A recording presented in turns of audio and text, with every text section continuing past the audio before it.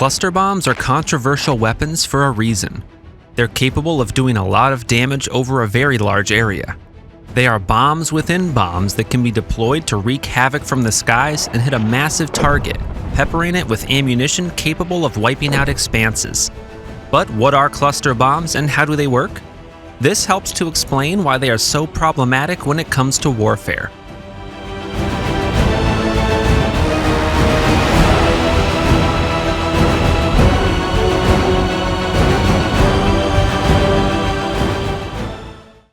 Cluster munitions, commonly known as cluster bombs, are weapons that have a carrier container filled with separate bomblets. A cluster bomb can contain anywhere from 9 to several hundred bomblets. When released, the bomb is designed to open mid-air and distribute the smaller submunitions so that they will explode on impact and affect an area that can be as wide as several football fields. The main issue with the weapons is that they often fail to explode. They're also not that accurate, as they're the equivalent of throwing mud at a wall and hoping some of it will stick. The smaller bomblets inside the primary device often malfunction and fail to explode on impact. That means they lie on or under the ground like a landmine, but more powerful. These devices can get triggered years or decades later, often by children. The percentage of unexploded submunitions from each canister varies, but can be as high as 30%. 98% of casualties caused by cluster bombs are civilians, which is why many groups oppose using them. Typically, the way that they work is that a cluster munition like one containing 202 BLU-97AB submunitions is dropped from a plane. They can also be dispersed or released from rockets, artillery projectiles, and mortar rounds. The bomb is then able to fly on its own for about 9 miles before the submunitions are then released. A short time before they are, the container begins to spin. This spinning motion helps disperse the smaller bombs inside. The main bomb then opens at an altitude of between 330 and 3,300 feet. The main factors of release, such as the height, velocity, and rotation speed, all affect how large an area will be impacted by the submunitions when they strike. Each submunition is only around the size of a soda can, but has a lethal explosive contained within. They each deploy a small parachute that settles the descent to the ground and makes sure that they descend with their nose down to encourage an explosion. Each of these smaller bombs can be made of a copper cone that can pierce through 7 inches of armor. It also potentially contains more than 300 pieces of pre-formed steel fragmentation pieces designed to kill human targets. This is in addition to an incendiary material such as zirconium to burn its victims. The wind conditions can affect the distribution of the weapon significantly, as well as the altitude, but depending on these conditions, each bomb container can cover an area of over 860,000 square feet when its submunitions are released. It's not only the spread of the main bomb that can cause injury in a wide area, the submunitions themselves on explosion can cover a great distance. The blast from one bomblet can cause fatal shrapnel injuries in a 65-foot radius. They can also cause injuries to anyone within a 328-foot radius. The weapons were first developed and used in World War II. One of the first known operational versions of cluster munitions was the butterfly bomb, aka Sprengbom Dequandig 2 kg, developed and used by Germany against several targets in the United Kingdom.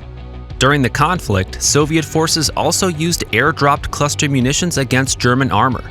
German forces used SD-1 and SD-2 butterfly bombs against artillery on the Kursk salient. The Luftwaffe dropped more than 1,000 SD-2 butterfly bombs on the port of Grimsby in England.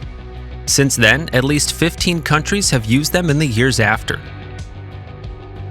These include Ethiopia, France, Israel, Morocco, the Netherlands, Britain, and Russia.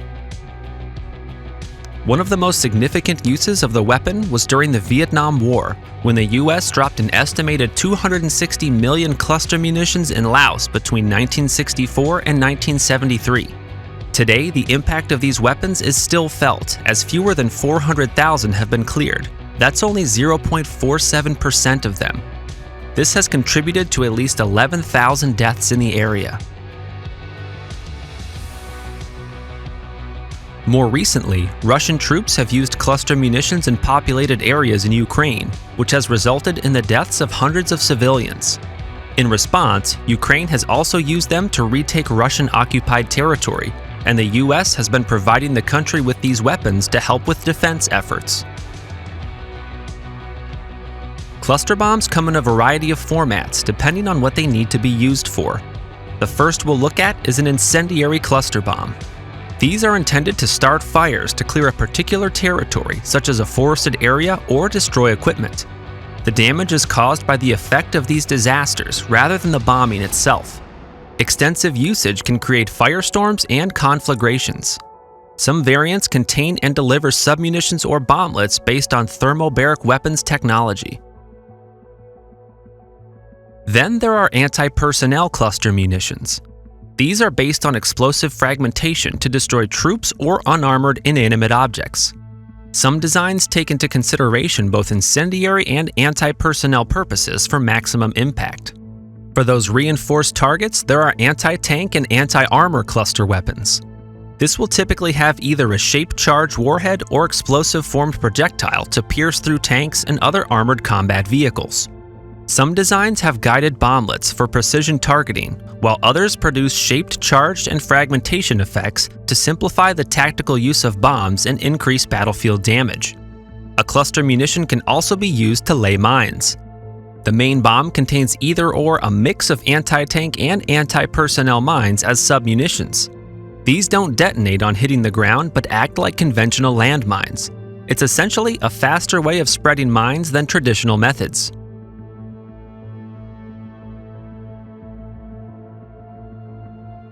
Both the US and Soviet Union used cluster methods to deploy and deliver chemical or biological weapons toward their targets in the 50s and 60s. These submunitions contain smaller chemical-releasing devices that release microbiological agents.